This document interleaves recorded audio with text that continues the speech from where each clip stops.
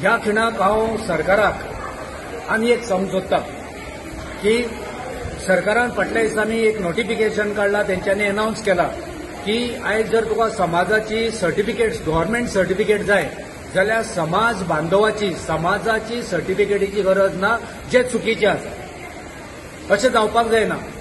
वो खंयच्या समाजाचो वो कोण थारायतलो, तो तलाठी थारायतलो, कोण थारायतलो, कोणाक कळटलें खंयचो कोणाच्या समाजाचो। सो एकंदरीत हे जे सर्टिफिकेटी गव्हर्नमेंट सर्टिफिकेट समाजाच्यो दिवपाच्यो आसा, समाजाक बायपास करून फक्त भंडारी समाज न्हू, इतर 18-19 जाती आसा तांकां सगळ्यांक बायपास करून जो सरकारान निर्णय घेतला तो फाटीं घेवचो अशी आमची मागणी आसा।